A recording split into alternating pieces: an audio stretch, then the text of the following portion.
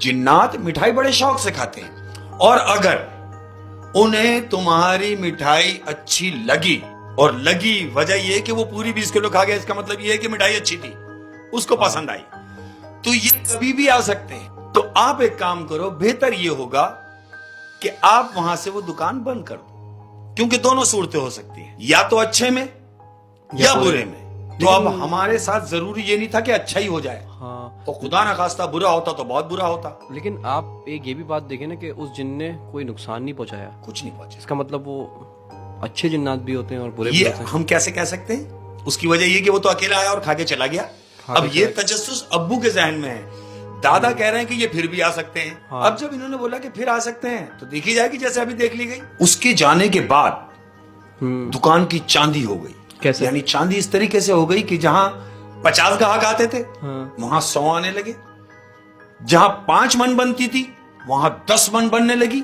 मिठाई की इतनी कमी हो गई कि यानी शाम को मिठाई खत्म है।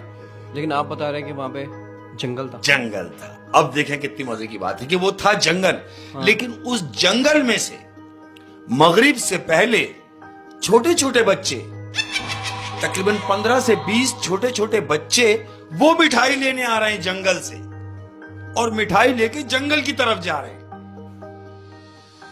लेकिन वहां तो उनका घर नहीं है।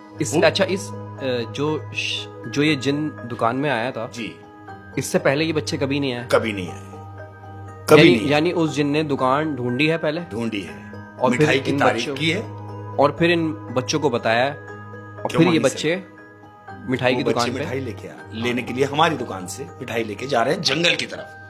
और ये बात वो दुकानदार जानता है। ये दुकानदार यानी अब्बू को इस बात का इल्म हो गया था कि ये जिन्नात है। वो इल्म ऐसे हुआ कि उस जंगल की तरफ तो कोई घर ही नहीं है, घर ही नहीं है, बच्चे वहीं जा रहे हैं। मगरिब के बाद कोई नहीं आ रहा। मगरिब के बाद कोई नहीं आ रहा, मगरिब के पहले पहले मिठाई खत्म हो जा रही है दुकान पर, यानी इस हद तक हो गया कि मिठाई खत्म हो चुकी है। वो पैसे देके जा रहे हैं। वो पैसे देके जा रहे हैं, जितनी मिठाई ले रहे हैं उतने पैसे दे रहे हैं।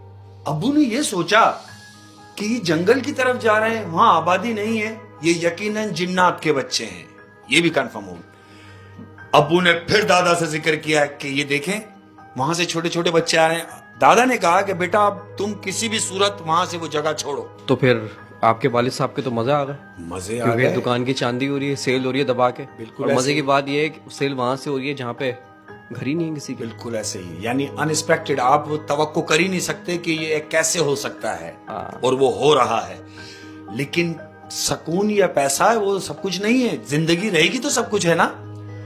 अब्बू ने दादा से जिक्र किया कि जंगल से बच्चे आ रहे हैं, 8-10 बच्चे आ रहे हैं और मिठाई ले रहे हैं और जंगल की तरफ जा रहे हैं। तो दादा ने उनसे कहा कि सुनो बेटा,